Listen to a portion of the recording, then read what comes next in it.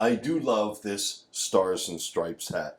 I do love wearing it. I do love this country, but I'll admit right now, there's some things I don't love about it. I don't love how divided we are. Having been in New York on September 11th, I can still see how united we were in the United States. And I think you can agree a big reason why we're divided is politics. So today, on National Voter Registration Day, we're not going to look at how many people signed up.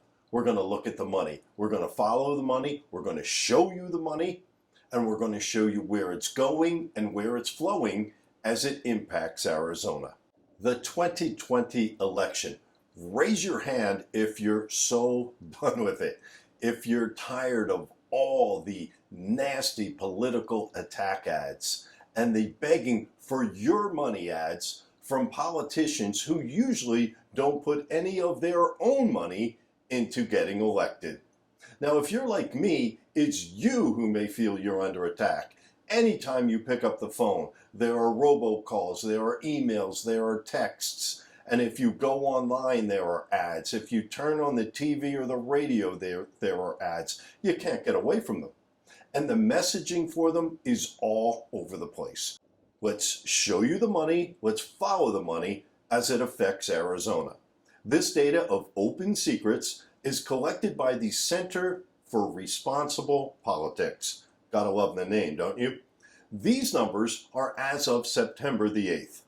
Let's start at the top with the president. Overall, presidential candidates in the 2020 election have raised more than $3 billion in campaign contributions.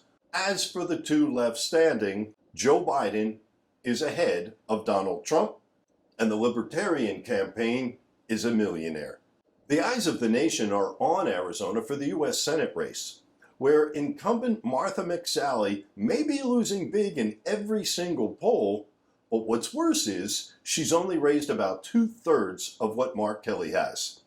And he has about twice as much to spend in the weeks before the election. Now, let's look at the races for the U.S. Congress seats representing Arizona. In Arizona's 1st congressional district, the incumbent has topped the $2 million mark and has an amount 6 times greater to spend before the election than his opponent, Tiffany Shedd.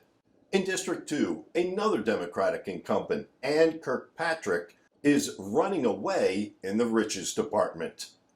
In District 3, yet another Democratic incumbent is doing so much better than the Republican opponent in campaign contributions.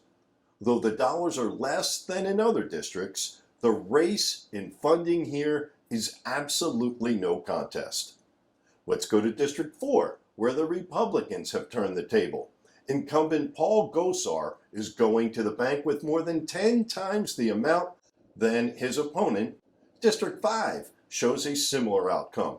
Republican incumbent Andy Biggs with more than 10 times the amount of greenbacks than Democrat Joan Green.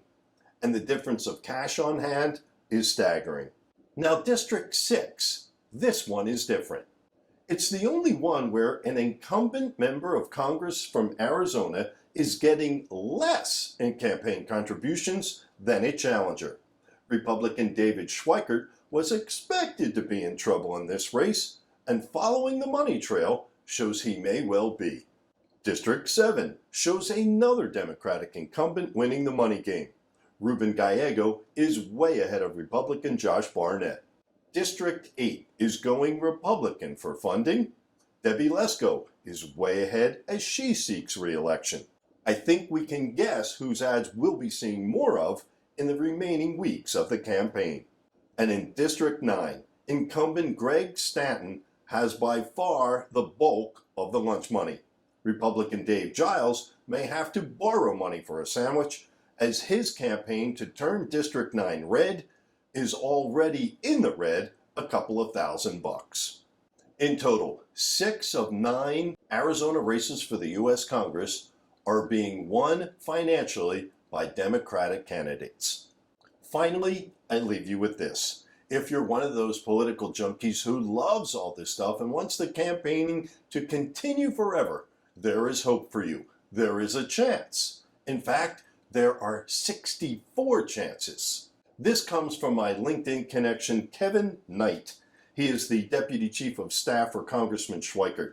There are 64 possible combinations that would result in a 269 to 269 tie in the Electoral College. Indeed, that would be the most 2020 outcome imaginable, wouldn't it?